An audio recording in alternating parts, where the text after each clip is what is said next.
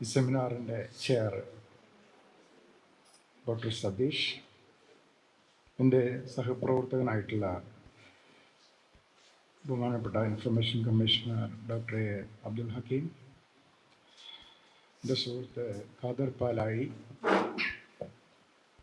മറ്റ് സദസ്സിലിരിക്കുന്ന ഒട്ടേറെ സുഹൃത്തുക്കളുണ്ട്, മറ്റെല്ലാ സുഹൃത്തുക്കളെ, നേരത്തെ ഇവിടെ സൂചിപ്പിച്ചതുപോലെ വളരെ പ്രധാനപ്പെട്ട ഒരു ദിനത്തിലാണ് ഇവിടെ ഈ തരത്തിലൊരു പരിപാടി സംഘടിപ്പിച്ചത് എന്നുള്ളത് വളരെ അഭിമാനകരമായ ഒരു കാര്യമാണ്. സാധാരണഗതിയിൽ കമ്മീഷണറാവുന്നതിന് മുമ്പേ പൊളിറ്റിക്കൽ സയൻസിൻ്റെ ഒരു അധ്യാപകൻ എന്നുള്ള നിലയിൽ ഭരണഘടനയും അതിനെക്കുറിച്ചുള്ള ചർച്ചകളും ക്ലാസ്സുകളും നിരന്തരമായി സംഘടിപ്പിക്കാറൊക്കെ ഉള്ളത് കൊണ്ട് തന്നെ ഈ ദിനത്തിൽ പല സ്ഥലങ്ങളിലും ഞാൻ ഭരണഘടനയുടെ പ്രാധാന്യത്തെക്കുറിച്ചുള്ള ക്ലാസ്സുകളിൽ പങ്കെടുക്കാറായിരുന്നു സ്ഥിരമായിട്ടുണ്ടായിരുന്നത്. ഇന്നിപ്പോൾ ഇവിടെ രണ്ട് കാര്യമാണ് ഞാൻ പ്രധാനമായിട്ട് കാണുന്നത്.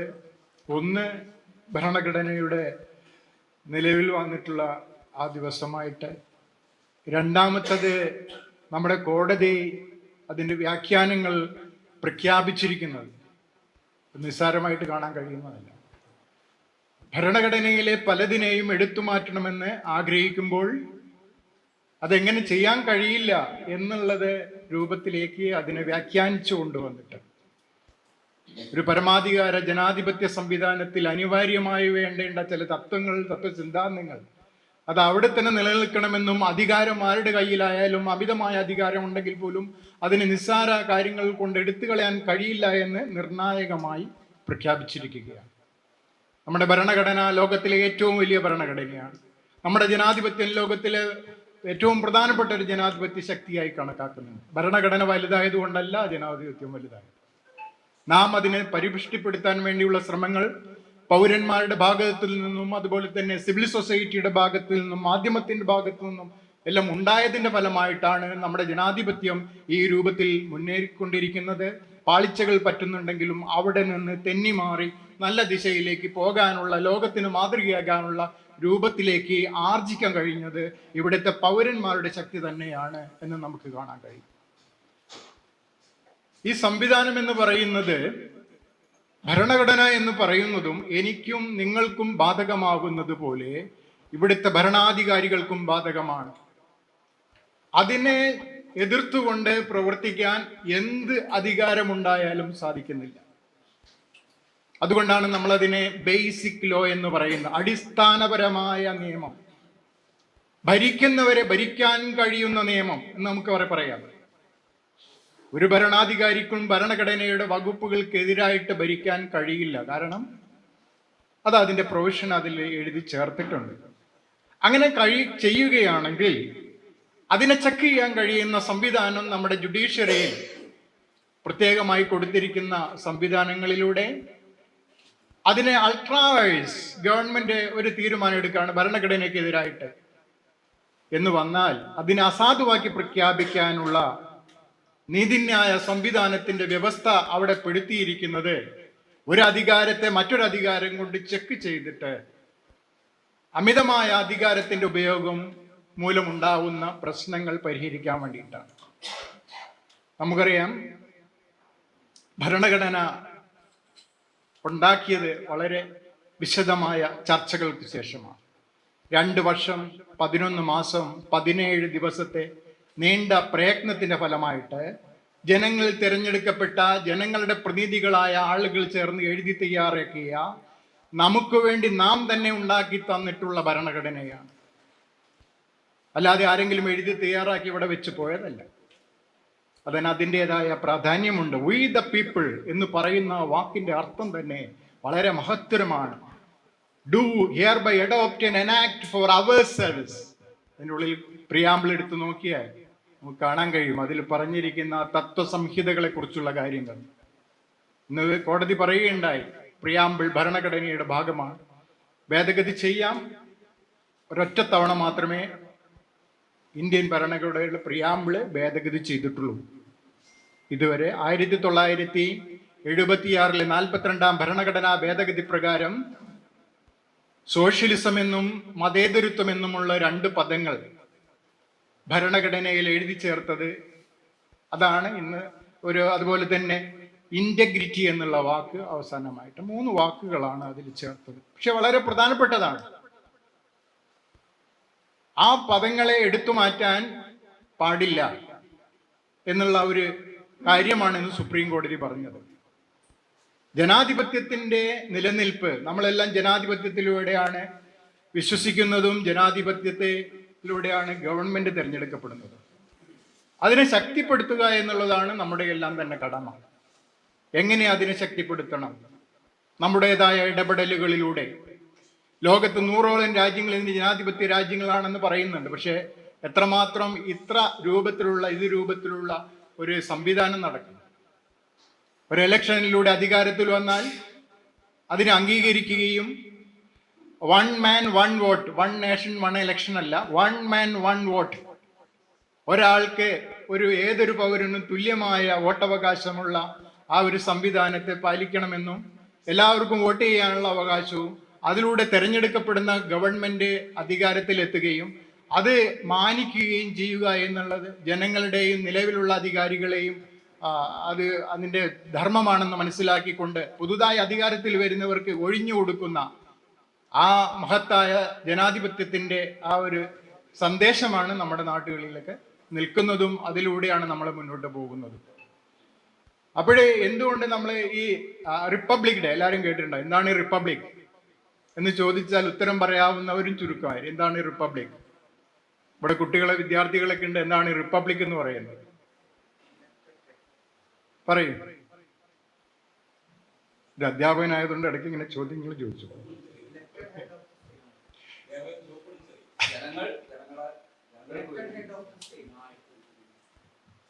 ഉത്തരം വളരെ കറക്റ്റ് ആവണം. എന്തിനാണ് നമ്മളിത് ഭരണഘടന 1949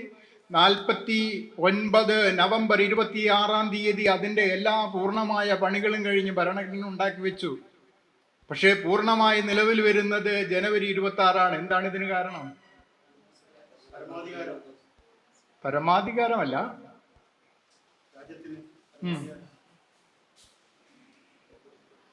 അതായത് നമുക്ക് 2 തലവന്മാരുണ്ട്. രാഷ്ട്രത്തലവനുണ്ട്, ഗവൺമെന്റിനും തലവനുണ്ട്.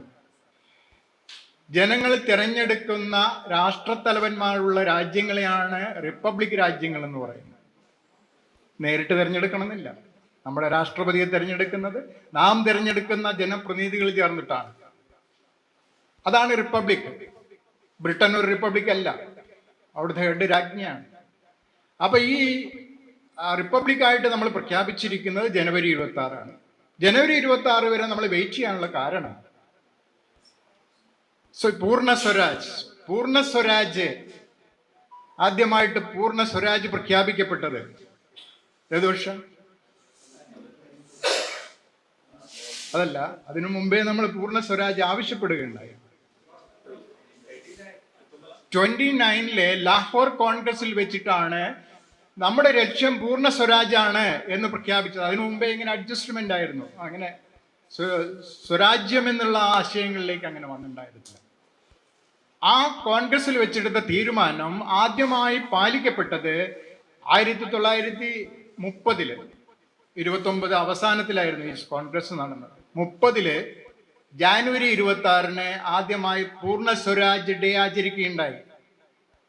ആ ദിവസം വരാൻ വേണ്ടി വെയിറ്റ് ചെയ്തിട്ടാണ് 26 പൂർണ്ണമായി നടപ്പിലാക്കാൻ വേണ്ടിയിട്ട് തീരുമാനിച്ചു. അതുവരെ വെയിറ്റ് ചെയ്തു, 2 മാസം വെയിറ്റ് ചെയ്തിട്ടെങ്കിലും ഭരണഘടന. അങ്ങനെ ആ ദിവസത്തെ നമ്മൾ റിപ്പബ്ലിക് ഡേ എന്ന് പറയുകയും ചെയ്യുന്നു. അതാണ് ഇതിൻ്റെയൊക്കെ എല്ലാറ്റിനും അതിൻ്റെതായ ഒരു കാരണങ്ങൾ ഉണ്ടാവാം. പാർട്ടി ആക്ട് നിലവിൽ വന്ന 2005 ജൂൺ 15. പക്ഷെ അത് പൂർണ്ണമായി നടപ്പിലാക്കുന്നത് ഒക്ടോബർ 12. അതിനിടയ്ക്ക് കുറെ സംവിധാനങ്ങൾ ഒരുക്കേണ്ടതുണ്ട്. ഓരോ ഓഫീസുകളിലും സൂക്ഷിക്കേണ്ടതായ രേഖകൾ ക്രോഡീകരിച്ച് സൂക്ഷിക്കേണ്ടതുണ്ട്. അങ്ങനെയുള്ള ആക്ടുകൾക്ക് ഇമ്മീഡിയറ്റ് എഫക്റ്റ്. ഓരോ സ്ഥലങ്ങളിലും ഇൻഫർമേഷൻ ഓഫീസർമാരെ നിയമിക്കേണ്ടതുണ്ട്. അപ്പൊ അതുപോലുള്ള കാര്യങ്ങൾക്ക് കമ്മീഷൻസിന് അതിന് വേണ്ടിയിട്ട് ആദ്യം അത് പ്രാബല്യത്തിൽ വരുത്തുകയുണ്ടായി. അപ്പൊ അതിലാണ് വ്യക്തമായിട്ട് ഇമ്മീഡിയറ്റ് ആയിട്ട് എഫക്റ്റ് ചെയ്ത് വന്നിട്ടുള്ള ഒന്നാണ് ഈ പറയുന്നത് സെക്ഷൻ 4(1) എന്ന് പറയുന്ന സെക്ഷനിലുള്ള കാര്യങ്ങൾ. ഓരോ ഓഫീസുകളിലും ക്രോഡീകരിച്ച് സൂക്ഷിച്ച് കമ്പ്യൂട്ടറൈസ് ചെയ്യേണ്ട വിവരങ്ങൾ ഇന്നും 20 വർഷം കഴിഞ്ഞിട്ടും പലയിടത്തിലും ഒന്നും ഉണ്ടാക്കിയിട്ടില്ല, അല്ലെങ്കിൽ സൂക്ഷിച്ചു വെച്ചിട്ടില്ല എന്നുള്ളതാണ് പ്രശ്നം. അതിനെ പരിശോധിക്കാൻ വേണ്ടിയിട്ടാണ് കമ്മീഷണറും ഞാനും കൂടെ കഴിഞ്ഞ ദിവസങ്ങൾ ഇവിടെ പരിശോധിക്കുന്നത്. നോക്കുമ്പോഴേ ഒന്നുമില്ല. ഒരു പൗരാവകാശ രേഖ പോലും, വളരെ ലളിതമായി തദ്ദേശ സ്വയംഭരണ സ്ഥാപനങ്ങളിൽ ഉണ്ടാവേണ്ട രേഖയായ പൗരാവകാശ രേഖ പോലും സൂക്ഷിച്ചു വെച്ചിട്ടില്ല എന്നുള്ളതാണ്. അപ്പൊ എന്താണ് ഇതിന്റെ ഒരു രീതി? ഇത് ധാരാളം പൗരന്മാർ ഇതിനെ ചോദ്യം ചെയ്യുകയുണ്ടായി. സുപ്രീം കോടതിയിലടക്കം ഈ വിഷയം വരികയുണ്ടായി. ഈ 4(1) പല ഓഫീസുകളിലും സൂക്ഷിക്കുന്നില്ല. സ്വമേധയാ അവർ വെളിപ്പെടുത്തേണ്ടതായ വിവരങ്ങളുണ്ട്. സ്വയം മോട്ടോ അതിൽ പറയുന്നുണ്ട്, 4(2) പറയുന്നു. ഇതുപോലും ചെയ്യുന്നില്ല എന്ന് പറയുമ്പോഴേ ഇതിന്റെ സംവിധാനം എത്രമാത്രം ഇതാണ്. അപ്പൊ അതിനെ പ്രധാനമായിട്ടും സുപ്രീം കോടതി പറഞ്ഞതാണ്, കമ്മീഷണേഴ്സ് അത് പരിശോധിക്കണം എന്നുള്ള രൂപത്തിലാണ് അഭിപ്രായപ്പെടുകയുണ്ടായതിന്റെ അടിസ്ഥാനത്തിലാണ് ഞങ്ങൾ പോയിട്ടുള്ളത്. അപ്പൊ ആ തരത്തില് വളരെ വിശാലമായിട്ടുള്ള ഒരു കാഴ്ചപ്പാടുള്ള ഒരു നിയമം, ജനാധിപത്യത്തെ ശക്തിപ്പെടുത്തുന്ന ഒരു നിയമം, ഈ വിവരാവകാശ നിയമം എന്ന് പറയുന്നത് വളരെ വിപ്ലവാത്മകമായ ഒരു നിയമമായിട്ടാണ് നമ്മൾ ഇതിനെ കാണേണ്ടത്. നമ്മൾ സാധാരണഗതിയിൽ ഇപ്പോഴും പറയും റെപ്രസെന്റേറ്റീവ് ഡെമോക്രസി, പ്രത്യക്ഷ ജനാധിപത്യമല്ലാതെ പരോക്ഷ ജനാധിപത്യം, പ്രാതിനിധ്യ ജനാധിപത്യം എന്നൊക്കെ പറയുന്നത്. നാം കുറച്ച് ആൾക്കാരെ തിരഞ്ഞെടുക്കുന്നു, അവർ കുറേ നിയമം ഉണ്ടാക്കും, നമ്മളത് കേൾക്കുന്നു എന്നുള്ള രൂപത്തിൽ ആയാൽ പോര ജനാധിപത്യം. നമുക്ക് നേരിട്ട് ഇടപെടാൻ കഴിയുന്ന സംവിധാനമായിരിക്കണം. ജനാധിപത്യത്തെ പറ്റിയുള്ള ആക്ഷേപം ഇപ്പോഴേ democracy is the government of the people, for the people, by the people എന്ന് അബ്രഹാം ലിങ്കൻ പറഞ്ഞിട്ടുണ്ടെങ്കിൽ ഇന്ന് അതിനുള്ള വ്യതിചലനങ്ങളാണ് ആളുകൾ കാണുന്നത്. Democracy is the government of the people, OF എന്നുള്ളതിന് ഒരു എഫും കൂടെ കൊടുത്തിട്ട് എഗെയിൻസ്റ്റ് ദ പീപ്പിൾ. തെരഞ്ഞെടുത്ത് കഴിഞ്ഞാൽ പലരും ചോദിക്കുന്ന കാര്യങ്ങൾക്കും ഒന്നും തന്നെ ശ്രദ്ധ കിട്ടാത്ത അവസ്ഥ. Of the people, for the people എന്ന് പറയുന്നതിൽ FORന്റെ അടുത്ത് നടുവിൽ ആ Oയ്ക്ക് പകരം A ആക്കി, ഫാർ ദ പീപ്പിൾ. തെരഞ്ഞെടുത്ത് കഴിഞ്ഞാൽ ആൾക്കാരെ കാണാൻ തന്നെ ഇല്ലാത്ത അവസ്ഥാവിശേഷങ്ങൾ. അതുപോലെയുള്ള നമുക്കൊരു പരാതി പറയാനോ ഒന്നും കഴിയാത്ത അവസ്ഥ. അതുപോലെ തന്നെ ലാസ്റ്റിലുള്ള ബൈ ദ പീപ്പിൾ, BY എന്നുള്ളത് BUY, വോട്ടിംഗ് സമയത്ത് കാശ് കൊടുത്തും പ്രലോഭനങ്ങൾ നടത്തിയും ആൾക്കാരുടെ വോട്ട് ശേഖരിക്കുന്ന അവസ്ഥാവിശേഷങ്ങളുടെ ഒരു വിമർശനം ഇതിന് പറയുന്നുണ്ട്. സ്വാഭാവികമായിട്ടും ആളുകൾക്കും ധാരാളം പ്രശ്നങ്ങളുണ്ട്. ഈ തെരഞ്ഞെടുപ്പ് കഴിഞ്ഞാൽ ഉണ്ടാവുന്ന പല അവർ പറയുന്നുള്ള പല പ്രഖ്യാപനങ്ങളും നടപ്പാക്കപ്പെടുന്നില്ല എന്നുള്ളതൊക്കെ തന്നെ. അപ്പൊ അങ്ങനെ പരിശോധിക്കുമ്പോൾ ജനാധിപത്യത്തെ ജനങ്ങളുമായി അടുപ്പിക്കണ്ടേ? അതിനുള്ള ഒരു പ്രധാനപ്പെട്ട ഘടകം ജനങ്ങളാണ് സർവമെന്ന് നമ്മൾ മനസ്സിലാക്കണം. People's power, democracy, believes in equality, liberty, fraternity, ഇതൊക്കെ നടപ്പാക്കണമെങ്കിൽ അത് അതിൻ്റെതായ രൂപത്തിൽ വേണം. All are equals. ഫ്രറ്റേണിറ്റി, സഹോദരത്വം, അത് എവിടുന്ന് ഉണ്ടാവുന്നത്? അത് മതേതരത്വത്തിൽ നിന്നുണ്ടാവുന്നതാണ്. അത് ബ്രദർഹുഡ്നെസ് എന്ന് പറയുമ്പോൾ സിസ്റ്റർഹുഡ്നെസ് എല്ലാം അതിൽ വരേണ്ടതാണ്. അപ്പൊ അത് നഷ്ടപ്പെട്ടു കഴിഞ്ഞാൽ, ഇത് ഏതെങ്കിലും ഒരു ഭാഗം പോയി കഴിഞ്ഞാൽ അത് സാരമായി നമ്മുടെ സംവിധാനത്തെ ബാധിക്കുന്നതാണ്. നമ്മുടെ ഭാരതം അല്ലെങ്കിൽ ഇന്ത്യ എന്ന് പറയുന്ന രാജ്യം അതിൻ്റെ എല്ലാ ഈ പില്ലേഴ്സ് ആയിട്ടുള്ള sovereign, democratic, socialistic, secular republic എന്ന് പറയുന്ന അത് എല്ലാം അതിൻ്റെ അർത്ഥവത്തായ കാര്യമാണ്. ജനങ്ങളെ തുല്യരായി കാണാനും എല്ലാവർക്കും അതിനുള്ള അവസരങ്ങൾ നൽകാനുമുള്ള സംവിധാനങ്ങളുമാണ്. ഇപ്പം ഞാൻ പറഞ്ഞുകൊണ്ട് വന്നത്, ജനാധിപത്യ സംവിധാനത്തിലെ ജനപ്രതിനിധികൾക്കുള്ള ആ അവസരങ്ങൾ ഇവിടെ നമ്മൾ ജനങ്ങൾക്ക് കിട്ടുന്ന ഒരു കാര്യമാണ് RTI ആക്ടുള്ളത്. എന്താണ് ജനപ്രതിനിധികൾക്കുള്ളത്? ചോദ്യങ്ങൾ ചോദിക്കാനുള്ള അവകാശം. പാർലമെന്റിലായാലും നിയമസഭയിലായാലും അത് പൗരന്മാരുടെ അവിടുത്തെ ജനപ്രതിനിധികളുടെ അവകാശമാണ് ചോദ്യം ചോദിക്കാനുള്ള അവകാശം. ഏത് സമ്മേളനം ചേരുമ്പോഴും ആദ്യത്തെ ഒരു അവർ പറയപ്പെടുന്ന ക്വസ്റ്റ്യൻ അവർ, ചോദ്യോത്തരവേള എന്നുള്ളതാണ്. നക്ഷത്ര ചിഹ്നമുട്ട ചോദ്യം ഉണ്ടാവും, നക്ഷത്ര ചിഹ്നം ഇടാത്ത ചോദ്യങ്ങളുണ്ടാവും. ചിഹ്നമുട്ടതാണെങ്കിൽ അത് സഭയിൽ തന്നെ മറുപടി നൽകേണ്ടതാണ്. അങ്ങനെയാണ് നമ്മൾ നേരത്തെ പല വിവരങ്ങളും ശേഖരിച്ചിരുന്നത്. 2005 മുമ്പൊക്കെ പല കാര്യങ്ങളാണ്. പക്ഷേ ഇത് വന്നതോടുകൂടി നേരിട്ട് ജനങ്ങൾക്ക് ചോദ്യങ്ങൾ ചോദിക്കാം, അധികാരികളോട് ചോദ്യങ്ങൾ ചോദിക്കാം.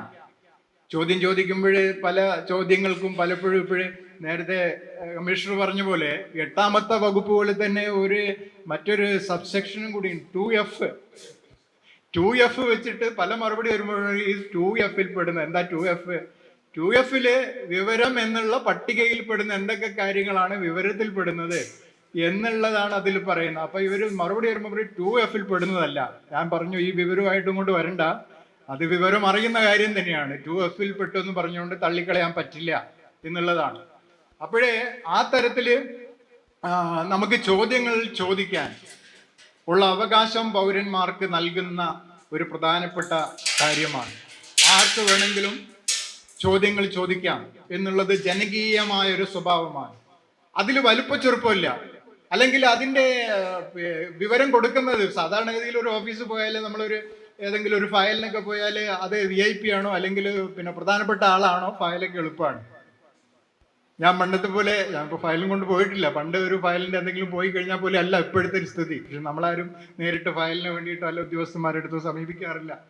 അപ്പൊ അതല്ല, അങ്ങനെയാണെങ്കിൽ പോലും പെട്ടെന്നാണ് കാര്യങ്ങളൊക്കെ നടക്കുന്നത്. പക്ഷെ സാധാരണ ജനം പോയി കഴിയുമ്പോൾ പലപ്പോഴും അതിനുള്ള ബുദ്ധിമുട്ടുകൾ പലപ്പോഴും ഉണ്ടാവാറുണ്ട് ഫയലുകൾ. പക്ഷേ ഇവിടെ സാധാരണക്കാരനാണെന്നോ ഇപ്പൊ കമ്മീഷണറായ ഞാൻ തന്നെ വിവരാവകാശം ഞങ്ങൾ കൊടുക്കാറുണ്ട്. വിവരാവകാശം ഞാൻ വിവരാവകാശം കൊടുത്താൽ അത് പെട്ടെന്ന് ഇപ്പം കൊടുക്കേണ്ടതാണെന്നൊന്നല്ല. 30 ദിവസത്തിനുള്ളിൽ എല്ലാവർക്കും കൊടുത്തിരിക്കണം. അതിൽ പൗര വ്യത്യാസമില്ല. അത് പലപ്പോഴും 30 ദിവസം ആക്കാൻ പാടില്ല. കഴിഞ്ഞ ദിവസം ഒരു ഓർഡർ ഇറക്കിയത് 42 DGP ഇവരെ വിളിച്ചു വരുത്തിയിട്ട് ഓർഡർ ഇറക്കിയാണ്. 48 മണിക്കൂറിനുള്ളിൽ കൊടുക്കണം. എന്താണ്? മനുഷ്യന്റെ ജീവനും സ്വാതന്ത്ര്യത്തെയും സംബന്ധിച്ചുള്ള വിവരമാണെങ്കിൽ 48 മണിക്കൂറിനുള്ളിൽ കൊടുത്തിരിക്കണം എന്നുണ്ട്. അപ്പൊ ഞാൻ പറഞ്ഞുകൊണ്ട് വന്നത്, അങ്ങനെ ജനകീയമായിട്ട് ആൾ വ്യത്യാസമില്ലാതെ തുല്യതയോടുകൂടി ഏതൊരു പൗരൻ ആവശ്യപ്പെടുമ്പോഴും വിവരം നൽകേണ്ടത് ഇതിന്റെ ബാധ്യതയാണ്. സമയ പരിധിയുണ്ട്. സാധാരണ ഫയലുകൾ കിട്ടി അവിടെ ഇട്ടേക്കും. നമ്മുടെ മുന്നിലേക്ക് വരുന്ന ഏറ്റവും പ്രധാനപ്പെട്ട ഈ വിവരാവകാശ അപേക്ഷകളിലെല്ലാം തന്നെ പലരും ആവശ്യപ്പെടുന്നത് അവർ കൊടുക്കുന്ന അപേക്ഷയ്ക്ക് എന്ത് നടപടി സ്വീകരിച്ചു എന്നുള്ള ഒരു ഇതായിരിക്കും. അപേക്ഷ ഒന്നും എടുക്കുന്നില്ല, നമ്മുടെ അവിടെ കിടക്കുന്ന അവസ്ഥയാണുള്ളത്. അപ്പോഴും സ്വാഭാവികമായിട്ടാണ് ഇവർ പറയുക എന്തു സ്വീകരിച്ചു, അങ്ങനെ ചോദിക്കരുത്, ഇങ്ങനെ ചോദിക്കരുത്, രേഖകൾക്ക് മാത്രമേ ചോദിക്കാവൂ എന്നുള്ളത്. അങ്ങനെയൊന്നല്ല. വിവരാവകാശ നിയമത്തിന്റെ സെക്ഷൻ 4D പറയുന്നുണ്ട് ഗവൺമെന്റൽ ഓർഗനൈസേഷൻ അതുപോലെ തന്നെ ഈ മറ്റ് അഡ്മിനിസ്ട്രേറ്റീവ് വിഭാഗങ്ങൾ എടുക്കുന്ന നടപടികൾ. ഞാൻ കൊടുത്ത അപേക്ഷയ്ക്ക് എനിക്ക് മറുപടി എന്താണ് സ്വീകരിച്ചതെന്ന് ചോദിച്ചാൽ അത് എന്ത് എന്നുള്ളതിന് മറുപടിയില്ല, ഞങ്ങളെല്ലാം രേഖ തരുള്ളൂ എന്ന് പറഞ്ഞാൽ എന്താ അർത്ഥം? ഒരു ദിവസം കഴിഞ്ഞ ദിവസം അത് പറഞ്ഞു. ഞാൻ ചോദിച്ചു പിന്നെ ഇയാൾ എവിടെയാ പോവുക ഈ വിവരം കിട്ടാൻ? അയാൾ കൊടുത്തിരിക്കുന്ന അപേക്ഷയ്ക്ക് എന്ത് നടപടി എടുത്തു എന്ന് പറയാൻ ബാധ്യസ്ഥ അതോറിറ്റീസ് ആണ്.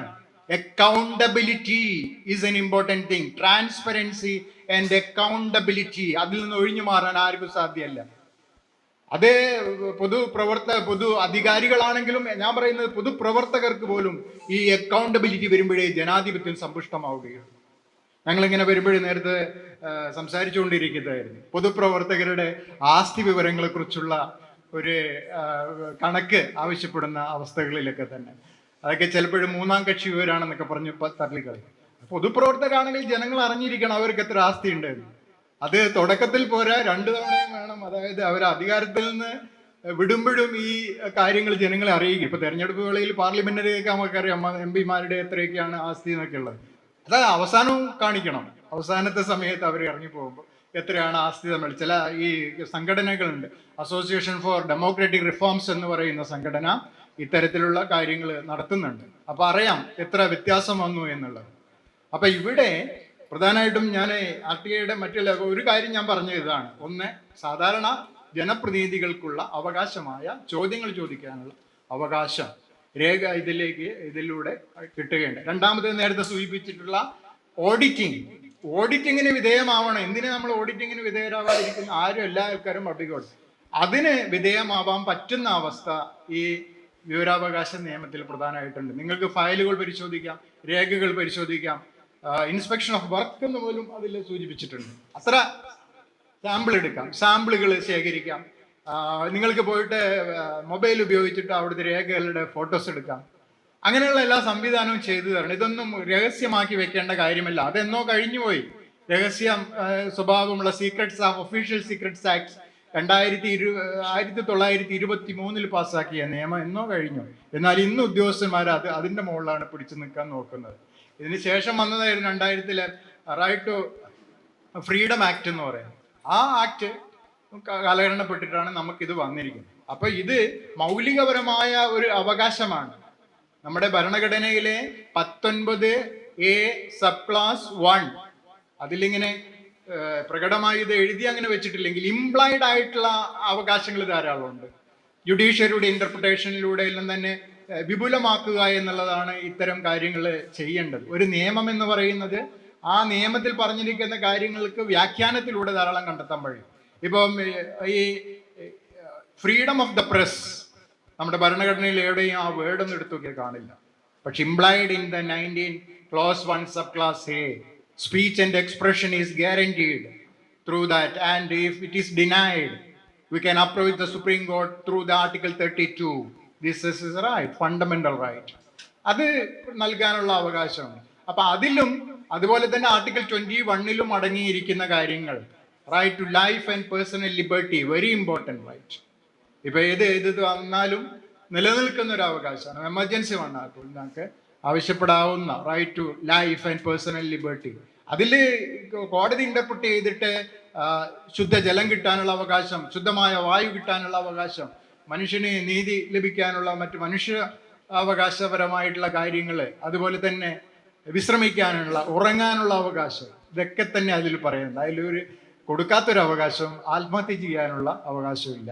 ഒരാൾക്ക് അയാളുടെ ജീവൻ സ്വയം എടുത്തു കളയാനുള്ള അവകാശമല്ല, അത് കുറ്റാർഹമാണ്, അതിന് കേസ് വരും. അപ്പൊ അതുപോലെയുള്ള കാര്യങ്ങളൊക്കെ തന്നെ ഇന്റർപ്രിട്ടേഷനിലൂടെ വരുന്നുണ്ട്. അതാണ് എല്ലാ നിയമത്തിന്റെയും ശക്തി എന്ന് പറയുന്നത്. അപ്പം വിവരാവകാശ നിയമപ്രകാരം ആവശ്യപ്പെട്ടു കഴിഞ്ഞാൽ ഇതിന്റെ ഓരോ വകുപ്പുകളും ജനങ്ങൾക്ക് അനുകൂലമായിട്ടുള്ള രൂപത്തിലാണ്. ഇപ്പൊ പലരും ഉദ്യോഗസ്ഥന്മാർ വരുമ്പോൾ പറയും, സാറേ ഈ വിവരാവകാശം കൊണ്ട് മടുത്തു, അത്രയും അധികം അപേക്ഷകളാണ് വരുന്നത്, അപ്പം ചോദ്യങ്ങളുടെ നീളം കൂടുതലാണ്. ഞങ്ങൾ പറഞ്ഞു ഇതിനൊന്നും തന്നെ ആക്ടിലി യാതൊന്നും പറഞ്ഞു, ഞങ്ങൾ പ്രവർത്തിക്കുന്നത് ആക്ട് അനുസരിച്ചാണ്. ഭരണാധികാരികൾ ഭരണഘടനയെ മാനിച്ചു കഴിയണമെന്നുള്ളത് പോലെ നമ്മുടെ ആക്റ്റാണ് നമ്മുടെ ബൈബിൾ എന്ന് പറയുന്നത്. അപ്പൊ അതെടുത്തിട്ട് അത് അനുസരിച്ച് പ്രവർത്തിക്കുക എന്ന് പറയുന്നതാണ് ചെയ്യുന്നത്. അപ്പൊ അവിടെ ഇപ്പൊ നമ്മളിപ്പോഴേ പല കുറ്റങ്ങളും നാട്ടിൽ ആൾക്കാർ പറയും, ഇതിന്റെ കൂടെ വന്നിട്ടുള്ള നിയമം ഉണ്ടല്ലോ, തൊഴിലുറപ്പ് പദ്ധതി. ഈ നാട്ടിലൊന്നും ഒരാളെയും വീട്ടുപണിക്കൊന്നും കിട്ടാണ്ടായി, തൊഴിലുറപ്പ് വന്നുകൊണ്ട് ആകെ കഷ്ടപ്പാടായി. ഇത് വരണ്ടായിരുന്നു എന്ന് പറയുന്ന ആളുകളുടെ മനോഭാവമാണ്.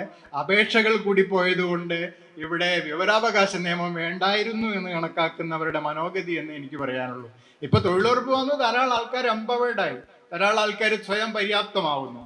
അതിനിപ്പം നമുക്ക് വീട്ടിലേക്ക് ജോലിക്ക് കിട്ടുന്നില്ല എന്ന് പറയുന്നതിൽ എന്തർത്ഥം? അതുപോലെയാണ് വിവരാവകാശ നിയമം കൊണ്ട് ധാരാളം എംപവേർഡായി ജനങ്ങളെ. ഞാനിപ്പം ദീർഘിപ്പിക്കുന്നില്ല, ഇവിടെ ഡിസ്കഷൻസ് നടക്കാനുണ്ട്. ഞാൻ ഇതിൽ പ്രധാനമായിട്ട് how we can strengthen it. Democracy, ഇപ്പൊ നമ്മുടെ ഡെമോക്രസി എല്ലാം പരിപൂർണമാണെന്ന് പറയാൻ പറ്റില്ല. അതിനെ സ്ട്രെങ്തൻ ചെയ്യേണ്ട ബാധ്യത നമുക്കാണ്. ഇപ്പൊ നമുക്കറിയാം, ഇപ്പോൾ ഈ വിവരാവകാശം തന്നെ അപേക്ഷിച്ച് കിട്ടുന്നില്ല, അപ്പീൽ കൊടുത്തും കിട്ടുന്നില്ല, കമ്മീഷനിൽ കൊടുത്തിട്ടും കിട്ടുന്നില്ല എന്ന് പറഞ്ഞാൽ ആളുകൾ ഇതിന് എന്തായിരിക്കും ഒരു വില കൽപ്പിക്കുന്നത്? അപ്പൊ ആൾക്കാർ സ്വമേധയാ ഇതൊന്നും നടക്കില്ല, ഞങ്ങൾ ഇതിന്റെ പുറകെ പോയി കുറെ കാലം നഷ്ടപ്പെട്ടതും സമയം എളുപ്പാക്കിയതും എല്ലാം ഇതായിപ്പോയി എന്നുള്ള ഒരു ബോധം വരും. അതുണ്ടാവാൻ പാടില്ല. ഒരു നിയമത്തെ നടപ്പാക്കുന്നതിലൂടെയാണ് ആ നിയമം ശക്തി ആർജിക്കുന്നത്. ഭരണഘടന നമ്മൾ ഇന്ന് നിലനിൽക്കുന്നത്, അതിന്റെ ശക്തി എന്ന് പറയുന്നത് ജുഡീഷ്യറിയും എല്ലാം തന്നെ അതിനെ ശക്തിപ്പെടുത്താൻ വേണ്ടിയിട്ടുള്ള പ്രവർത്തനങ്ങൾ നടത്തുന്നതുകൊണ്ടാണ്. വഴിവിട്ട് പോകുമ്പോഴേ ഇതെല്ലാം നേരായ വഴിയിലേക്ക് പോകണമെന്ന് സൂചിപ്പിക്കുന്നതുകൊണ്ടാണ്. അപ്പൊ ഇവിടെ ഇതിന്റെ പ്രധാനപ്പെട്ട എംപവേർഡ് സിറ്റിസൺസ്, അതാണ് ഇതിൽ ഉദ്ദേശിക്കുന്നത്. വ്യക്തികൾക്ക്, ആളുകളെ ശക്തിയുള്ളവരാക്കുക, അവരുടെ അവകാശങ്ങൾ എന്താണെന്ന് അവർ ബോധ്യവാന്മാരാക്കുക, അത് നേടിയെടുക്കാൻ അവരെ സഹായിക്കുക എന്നുള്ളത് പ്രധാനപ്പെട്ട ഒരു കാര്യമാണ്. നേരത്തെ സൂചിപ്പിച്ച പോലെ ഇൻഫർമേഷൻ ഏജ് ആണ്. നമുക്ക് ധാരാളം വിവരങ്ങൾ കിട്ടാനുള്ള, in A click we will get all the information. ഒരിക്കലും ഇൻഫർമേഷൻസ് ഒന്നും ആരും പറയരുത്. Information is the plural it self. ഈ രണ്ട് കാര്യത്തിലാണ് ആൾക്കാർ ഏറ്റവും കൂടുതൽ തെറ്റിക്കുന്നത്. ഇത് പഠിച്ചുള്ള ആൾക്കാരും പറയുന്നില്ല. മീഡിയാസ് ആകെ ശല്യമാണ്. മീഡിയാസ് എന്നുള്ളൊരു പ്രയോഗമില്ല, മീഡിയയേ ഉള്ളൂ. അതുപോലെ തന്നെ information, a lot of information. അപ്പൊ അതുമായി ബന്ധപ്പെട്ടിട്ട് വിവരങ്ങളാണ് നമ്മുടെ ജീവിതഗതിയെ ഇന്ന് നിർണ്ണയിക്കുന്നത്. ഇതൊരു പ്രൊഡക്റ്റായിട്ട്, കമ്മോഡിയായിട്ട് ഉപയോഗിക്കുന്ന ആൾക്കാരുണ്ട്. ഈ വിവരങ്ങളുടെ അസംസ്കൃത രൂപമാണ് ഡാറ്റ എന്ന് പറയുന്നത്. റോ ഇൻഫർമേഷൻ, ഡാറ്റയെ അനലൈസ് ചെയ്തിട്ടാണ് വിവരമാക്കുന്നത്. അതാണ് ഡാറ്റ ചോർച്ച. ഡാറ്റ കിട്ടിക്കഴിഞ്ഞാൽ അതിലൂടെ പണം ഉണ്ടാക്കുന്ന ധാരാളം ആൾക്കാരുണ്ട്. ആ രൂപത്തിലേക്ക് മാറും. അപ്പൊ ഇന്ന് ഡെവലപ്പ് ചെയ്ത് വരുന്നിരിക്കുന്ന ഇൻഫർമേഷൻ കമ്മ്യൂണിക്കേഷന്റെ അതുപയോഗിച്ച് നമുക്ക് ധാരാളം കാര്യങ്ങൾ ചെയ്യാൻ കഴിയും. നമ്മുടെ ഓരോ വ്യവഹാരങ്ങളിലും നമ്മുടെ മനോഗതിയിലും മാറ്റം വരുത്താൻ ഇൻഫർമേഷന് കഴിയുന്നുണ്ട്. എംപവർ സിറ്റിസൺഷിപ്പ് എന്നുള്ളത് പ്രധാനപ്പെട്ട ഒരു ലക്ഷ്യമാണ്. അതിലൂടെ ജനാധിപത്യം ശക്തിപ്പെടുന്നത് പോലെ തന്നെയാണ് ഇവിടെ വിവരാവകാശത്തിലും അത് ചെയ്യേണ്ടത്. ഫെയർ പ്രോസസ് ആയിരിക്കണം. ഡെമോക്രാറ്റിക് സിസ്റ്റത്തിലാണ് എല്ലാവരും ജനാധിപത്യം പറയും, പക്ഷേ ആരും അതിന് അനുകൂലിക്കുമ്പോൾ എത്രമാത്രം പാലിക്കപ്പെടുന്നുണ്ടെന്ന്. ഈവൻ ഡെമോക്രസിയിലെ ഏറ്റവും പ്രധാനപ്പെട്ട ഒരു ഘടകം എന്ന് പറയുന്നത് പൊളിറ്റിക്കൽ പാർട്ടി ബിലീവിങ് ഇൻ ഡെമോക്രസിക്ക് വേണ്ടി പുറത്തെ. പക്ഷേ how much of democracy are there inside the political party എന്ന് പരിശോധിക്കുമ്പോൾ ഓൾസോ ഡിസ്പ്യൂട്ട്സ് ആർ ദർ. അപ്പൊ ഫെയർനെസ് ഇൻ ഓൾ ആക്ഷൻസ്. അപ്പൊ നമ്മൾ ചെയ്യുന്ന കാര്യങ്ങളിലെല്ലാം തന്നെ അക്യുറസി, ഫെയർനെസ്. ഇപ്പൊ വിവരാവകാശം വന്നതിന് ശേഷം ഒരു കാര്യം ചെയ്യുമ്പോൾ ഒന്നുകൂടി ഒന്ന് ആലോചിച്ചിട്ടും ഈ പണത്തിന്റെ ആർത്തി മൂത്ത ആൾക്കാർ അതൊന്നും നോക്കാതെ കാര്യങ്ങൾ ചെയ്യും, അവസാനം കെണിയിൽ പെടുകയും ചെയ്യും. ഇപ്പൊ വിവരങ്ങൾ വാങ്ങിക്കൊടുക്കൽ മാത്രമല്ല, കമ്മീഷൻ എന്ന ധാരാളം ഈ ഫയലുകൾ വിജിലൻസിന് വിടാറുണ്ട്, ഡിപ്പാർട്ട്മെന്റിന്റെ മറ്റു മേഖലയിൽ വിടാറുണ്ട്. അഴിമതി ഉണ്ടെന്ന് ബോധ്യപ്പെട്ടു കഴിഞ്ഞാൽ അത്തരം നടപടികൾക്ക് വേണ്ടി ഡിപ്പാർട്ട്മെന്റിനോട് ശുപാർശ ചെയ്യാനുള്ള അധികാരങ്ങൾ എല്ലാം ഇതിനുണ്ട്. അത് പ്രയോജനപ്പെടുത്തണം. അപ്പോൾ ഇത്ര ദിവസത്തിനുള്ളിൽ ഇതുള്ളതായിട്ട് കാണുന്നുണ്ട് എന്ന് നിരീക്ഷിച്ചു കഴിഞ്ഞാൽ അതിനെതിരെ നടപടി എടുക്കാൻ വേണ്ടി ആവശ്യപ്പെടാം. ഡിപ്പാർട്ട്മെന്റ് തലത്തിൽ ആവശ്യപ്പെട്ടിട്ടും ഫയലുകൾ പോകാറുണ്ട്. പിന്നെ റെസ്പോൺസീവ് പോളിസി ആയിരിക്കണം ഇതിൽ പ്രധാനമായിട്ട് എടുക്കേണ്ടത്. സിറ്റിസൺസ് ഇൻട്രസ്റ്റിന് താല്പര്യം നൽകണം. വാല്യൂസിനും ഇക്വാലിറ്റിക്കും പൊളിറ്റിക്കൽ ഇപ്പൊ സ്റ്റേറ്റ് എന്നൊക്കെ മാറ്റിയിട്ട് നമ്മൾ പൊളിറ്റിക്കൽ സിസ്റ്റം എന്നാണ് ഡേവിഡ് ഏസ്റ്റാനെ പോലെയുള്ള ആളുകൾ പറയുന്നത്. അതിന് കൊടുത്തിരിക്കുന്ന നിർവചനം തന്നെ അതോറിറ്റേറ്റീവ് അലോക്കേഷൻ ഓഫ് വാല്യൂസ്, മൂല്യങ്ങളുടെ ആധികാരികമായ വിതരണം നടത്തുക എന്നുള്ള ആ സംവിധാനങ്ങളാണ് ഭരണകൂടത്തിലൂടെയും നമ്മൾ എക്സ്പെക്ട് ചെയ്യുന്നത്. ഒരു ജനങ്ങൾക്ക് ഗുണകരമാവുന്ന കാര്യങ്ങൾ ഉണ്ടാവുക എന്നുള്ളതായിരിക്കണം ഗവൺമെന്റ് ആയാലും ചെയ്യേണ്ടത്. അതുപോലെ ജനാധിപത്യത്തിൽ അതിന്റെ പ്രധാനപ്പെട്ടതാണ്. ഇപ്പൊ നിയമങ്ങൾ എന്ന് പറയുന്നത്, കൂടുതൽ നിയമം വരുന്നത് ഒരു തരത്തില് ആ സമൂഹത്തിന്റെ പോരായ്മയാണ് കാണിക്കുന്നത്. ഇപ്പം രക്ഷിതാക്കളെ സംരക്ഷിക്കണം നിയമം വരിക എന്ന് പറഞ്ഞാൽ സമുദായത്തിന്റെ ആ സമൂഹത്തിലുള്ള മൂല്യച്യുതിയാണ് കാണിക്കുന്നത്. അപ്പം നിയമം വേണം. നിയമം നമ്മുടെ ആളുകളെ നിയന്ത്രിക്കാൻ, എല്ലാവർക്കും പല സ്വഭാവമാണ്, അത് നിയന്ത്രിക്കാൻ ഒരു സംവിധാനം. അങ്ങനെ പല നിയമങ്ങളുണ്ടാവും. ഈ നിയമങ്ങൾ കൂടുന്നത്, ഞാൻ പറയാം, ആശുപത്രി കൂടുന്നത് പോലെയാണ്. ആശുപത്രി കൂടുന്നത് നല്ലതാണോ? ആരോഗ്യം മോശമാകുന്നതുകൊണ്ടാണ് വലിയ ആശുപത്രി വരുന്നുണ്ട്, വീണ്ടും ആശുപത്രി വന്നു. ഒരു സമൂഹത്തിന്റെ വികസനം എന്ന് പറയുന്നത് ആ സമൂഹത്തിൽ ഏറ്റവും വലിയ ആശുപത്രി ഉണ്ട്, 5 സ്റ്റാർ ടൈപ്പ് ഉള്ളത് എന്താണോ? അല്ല, ആശുപത്രി കുറയേ വേണ്ടത്. ആശുപത്രി കുറഞ്ഞാലാണ് ആ സമൂഹത്തിന്റെ ആരോഗ്യം, അവിടുത്തെ ജനങ്ങളുടെ ആരോഗ്യം നന്നായി എന്ന് പറയുന്നത്. അതുപോലെ ഇവിടെ നിയമം കൂടുതലുണ്ടാകുമ്പോൾ നേരത്തെ നമ്മൾ ശീലിച്ചിരുന്ന പല മൂല്യങ്ങളും പോകുമ്പോഴാണ് നിയമങ്ങൾ ഈ തരത്തിലേക്ക് വരുന്നത്. അപ്പൊ നിയമം ഉണ്ടായതിനെ കൊണ്ട് മാത്രം കാര്യമില്ല. വയോജന വാർദ്ധക്യകാല സംരക്ഷണത്തിന്റെ അല്ലെങ്കിൽ ഗാർഹിക പീഡന നിരോധന നിയമമുണ്ട്. എത്രയും ഗാർഹിക പീഡനം തുടരുന്നില്ലേ? അപ്പൊ അതുപോലെ നിയമങ്ങൾ ഉണ്ടാകുമ്പോൾ കർക്കശമായി നടപ്പാക്കാനുള്ള വളരെ സുതാര്യമായ ഒരു സംവിധാനമായി കമ്മീഷൻ നിലനിൽക്കുകയും അതിൽ ഫെയർ ആൻഡ് അതിൽ വേറെ ഒന്നും നോക്കാനില്ല, ഇന്ന ആളൊന്നും അതിൽ നമുക്ക് അങ്ങനെ ഇടപെടലുകൾ ഉണ്ടാവാറില്ല. അതിലൂടെ ചെയ്തു കഴിഞ്ഞാൽ ഇതിനെ ശക്തമായ ഒന്നാക്കി നമുക്ക് മാറ്റാൻ കഴിയുകയാണ്. ഇവിടെ പ്രൊട്ടക്റ്റിംഗ് ദ റൈറ്റ്സ്, ജനാധിപത്യത്തിൽ ഇൻഫർമേഷനും കമ്മ്യൂണിക്കേഷനും വളരെ പ്രോപ്പറായിട്ട് പാസ് ചെയ്യേണ്ടതാണ്. ഇൻഫർമേഷൻ്റെ മുകളിൽ കുത്തക ഇന്ന് തുടങ്ങിയതല്ല. അമേരിക്ക ആ കാലഘട്ടത്തിൽ തൊട്ടേ മീഡിയയ്ക്കൊക്കെ തന്നെ ന്യൂസ് ഏജൻസികൾ ന്യൂസ് കൊടുക്കുന്ന റോയിട്ടർ ആണെങ്കിലും CNN ആണെങ്കിൽ അല്ലെങ്കിൽ അതുപോലെയുള്ള ഏജൻസികളൊക്കെ തന്നെ അവർക്ക് താല്പര്യമുള്ള ന്യൂസ് മാത്രം കൊടുത്തിട്ട് സംരക്ഷിക്കുന്ന ഒരു സംവിധാനം ഉണ്ടായിരുന്നു. അത് മാറ്റണമെന്നുള്ള നിർദ്ദേശങ്ങളൊക്കെ പിന്നീട് യുനെസ്കോ ഒക്കെ കൊടുത്തെങ്കിലും കൂടുതലായിട്ട് നടന്നിട്ടില്ല. സോഷ്യൽ കൊഹേഷൻ ഉണ്ടായിരിക്കണം, മതേതരത്വം പാലിക്കപ്പെടണം, ഇക്വാലിറ്റി നിലനിൽക്കണം. ഇതൊക്കെ തന്നെ ജനാധിപത്യത്തിന്റെ പ്രധാനപ്പെട്ട കാര്യമാണ്. അതുപോലെ തന്നെ റൂൾ ഓഫ് ലോ നിയമമാണ് നമ്മളെ ഭരിക്കേണ്ടത് എന്ന് പറയുന്നത്. അപ്പോൾ പാർലമെന്ററി സുപ്രമസിയിൽ നമ്മൾ നേരത്തെ പറഞ്ഞ ഈ ഭരണഘടന ഭേദഗതി ചെയ്യാനുള്ള അവകാശമൊക്കെ ഉണ്ടെങ്കിൽ പോലും എന്തും ഭേദഗതി ചെയ്ത് മാറ്റാൻ പറ്റില്ല. 368 അതിനെപ്പറ്റി പറയുന്നത്. ഇപ്പൊ ബ്രിട്ടനെ പറ്റി പറയാറുണ്ട്, British parliament can make any law except to make a man a woman a man. ഒരു സ്ത്രീയെ പുരുഷനാക്കും, പുരുഷനെ സ്ത്രീയാക്കുന്ന ഒഴികെ ബാക്കി ഏത് കാര്യവും നിയമം കൊണ്ടുവന്നിട്ട് British parliament, supremacy of the parliament, പക്ഷെ നമ്മൾ കടമെടുത്തത് അവിടെ നിന്നാണെങ്കിലും, കടമെടുത്തതെന്ന് ഞാൻ പറയില്ല കേട്ടോ, ആ രാജ്യങ്ങളിൽ നിന്ന് ഉൾക്കൊണ്ട് കടമെടുത്താൽ തിരിച്ചും കൊടുക്കേണ്ടി വരും. അങ്ങനെയുള്ളതല്ല ഇന്ത്യൻ ഭരണഘടന പല രാജ്യത്തിൽ നിന്ന് കടമെടുത്തുണ്ടാക്കിയതാണെന്ന് പറയുമ്പോൾ വി അബ്സോർബ്ഡ് സംതിങ്, അതിൽ നിന്ന് അതിന്റെ സാരാംശം ഉൾക്കൊണ്ടുകൊണ്ട് പാർലമെന്ററി സമ്പ്രദായം നമ്മൾ അവിടുന്ന് ഉൾക്കൊണ്ടു എന്ന് പറയുന്നതാണ് അതിന്റെ ശരിയായിട്ടുള്ള മാർഗം എന്ന് പറയുന്നത്. അപ്പൊ ആ തരത്തിലുള്ള ഒരു രീതിയിലേക്ക് മതേതരത്വ സോഷ്യലിസ്റ്റ് ഇന്ന് പ്രധാനമായിട്ട് പറഞ്ഞു, സോഷ്യലിസം ഒരു സാമ്പത്തിക നയം മാത്രമല്ല, അവസര സമത്വത്തിന് വേണ്ടിയിട്ടുള്ള ഒരു കാര്യമാണ്, ക്ഷേമ രാഷ്ട്ര സൃഷ്ടിക്ക് വേണ്ടിയിട്ടുള്ള ഒരു കാര്യം. മതത്തിന്റെ അടിസ്ഥാനത്തിലുള്ള വിവേചനത്തെ എതിർക്കുക എന്നുള്ളതാണ് മതേതരത്വത്തിന്റെ കാര്യം എന്ന് പറയുന്നത്. അതുപോലെ തന്നെ ഇതിനെയൊക്കെ പ്രൊട്ടക്ട് ചെയ്യുന്ന, ഇത്തരം ജനാധിപത്യ സംവിധാനത്തിനെ പ്രൊട്ടക്ട് ചെയ്യുന്ന ഏറ്റവും പ്രധാനപ്പെട്ട ഒന്നാണ് മീഡിയ. മീഡിയ പല മേഖലകളിലേക്കും കടന്നു പോയിട്ട് ഇപ്പോഴ് നമ്മൾ 4th എസ്റ്റേറ്റ് മാത്രമല്ല 5th estate social media. Social media എന്ന് ഞാൻ അതിനെ വിളിക്കില്ല, ആന്റി സോഷ്യൽ മീഡിയ എന്നാണ് ഇതിനെ വിളിക്കാൻ പറ്റുന്നത് ഇന്നൊരു അവസ്ഥയിൽ. കാരണം തർക്കവും തല്ലും അങ്ങോട്ടും ഇങ്ങോട്ടും കൊടുക്കുന്ന, അവിടെ ഇതിനെ പറ്റിയൊന്നുള്ള ചെക്കിംഗ് ഒന്നും തന്നെ ഇല്ല. അപ്പോൾ ആ തരത്തിലേക്ക് ഈ മീഡിയ സിസ്റ്റം, മീഡിയ എന്ന് പറഞ്ഞാൽ പണ്ട് കാലത്തുണ്ടായിരുന്ന ഇൻവെസ്റ്റിഗേറ്റീവ് ജേർണലിസം, എത്രയോ കേസുകൾ കൊണ്ടുവരാൻ സഹായിച്ചത് RTA ആക്ട് പോലെയുള്ള ആക്ടുകളായിരുന്നു. നിങ്ങളെ മുന്നിൽ കൊണ്ടുവരുന്ന ഈ റിലീസ് വാർത്തയാക്കി കൊടുക്കലല്ല പത്രപ്രവർത്തനം എന്ന് പറയുന്നത്. എന്താണോ നിങ്ങളിൽ നിന്ന് മറച്ചു വെക്കാൻ ഉദ്ദേശിക്കുന്നത് അത് കണ്ടെത്തിക്കൊണ്ട് ജനങ്ങളുടെ ഇടയിൽ എത്തിക്കാനുള്ള കടമയാണ് മാധ്യമ പ്രവർത്തകർക്ക് വേണ്ടത്.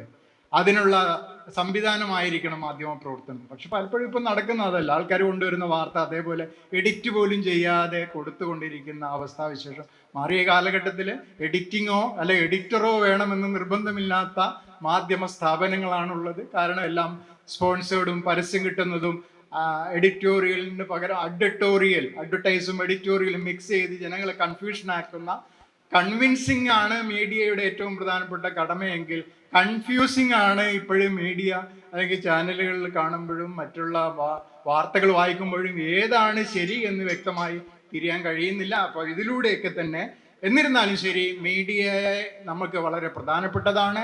മീഡിയയെ നിയന്ത്രിക്കാൻ പാടില്ല. മീഡിയയ്ക്ക് നിയന്ത്രണം വേണമെങ്കിൽ സെൽഫ് റെഗുലേഷൻ അത് മീഡിയ മനസ്സിലാക്കേണ്ടതാണ്.